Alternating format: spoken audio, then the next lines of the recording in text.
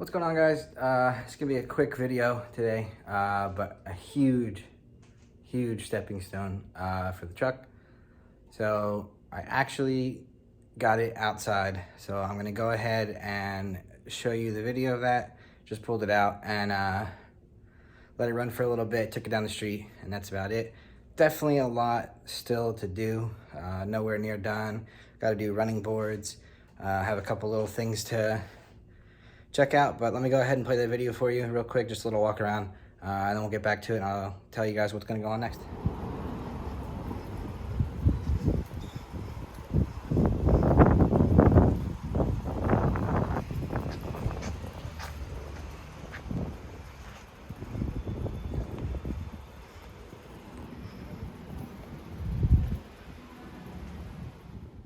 All right, so as you guys saw, it does move, it does run, it does, go down the street, which is awesome.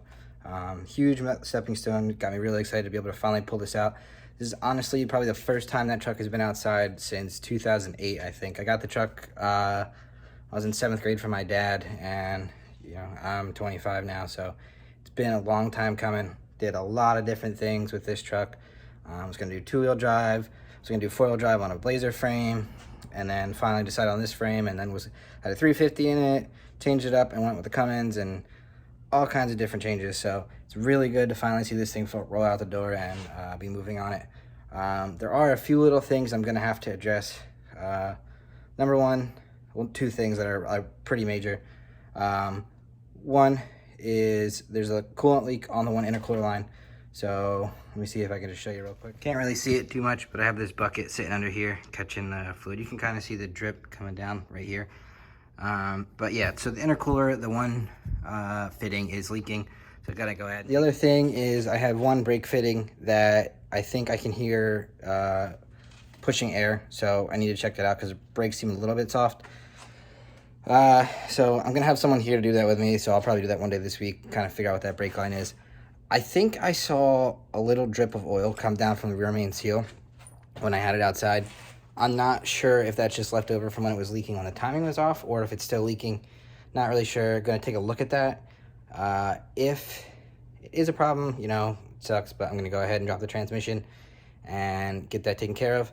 There was one thing that I was nervous about with the transmission. When I bought it, the guy said it was good and it was a low mileage transmission, but it didn't want to go into gear at all, and it was really tough. But I ended up jacking up the rear end so that it was on jack stands, chocking the front wheels, and I let it run for a little while, and it actually freed up and goes through all the gears just fine. Doesn't grind or anything like that.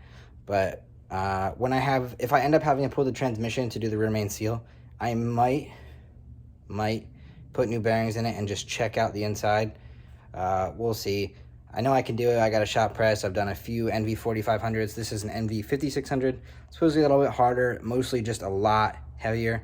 But I don't think I'll have a problem with it. I've done a couple other transmissions and stuff, and they're not the end of the world. But if I do that, I'll definitely make a video.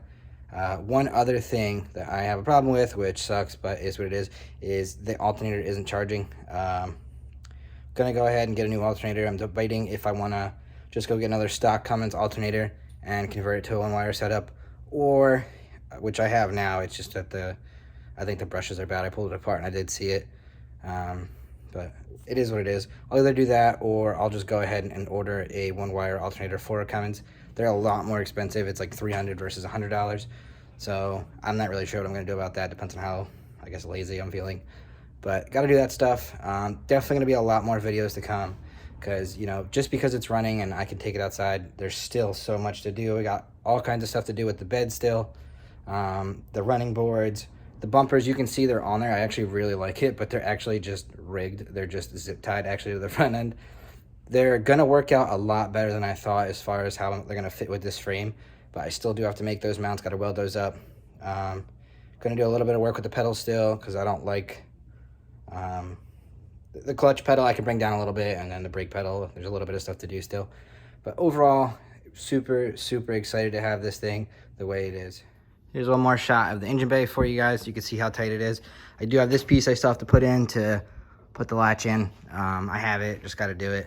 But huge progress in this week span that I've had here. everything seems to be working pretty good.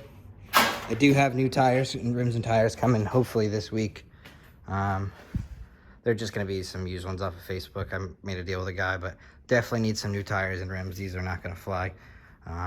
But it actually does turn without touching the fenders too, which is super cool. Didn't expect that. So yeah, that's actually going to be it for today's video, guys. You know, truck is looking really good. Really happy with it. Everything is bolted up. Everything is good. You know, rear fenders are secured. No real issues here. Definitely a lot to do, but you know, huge milestone for right now. Like I said, that's gonna be it for this video, guys. Go ahead and drop a comment below, a like, subscribe if you want. Definitely gonna be a lot of videos coming up on this, maybe a couple on my other truck. I have a Duramax, maybe I'll do something on that. Otherwise, definitely gonna be some on the first gen Camaro or second gen Camaro. I'm not really sure yet, but definitely gonna be a lot more stuff coming. Thanks.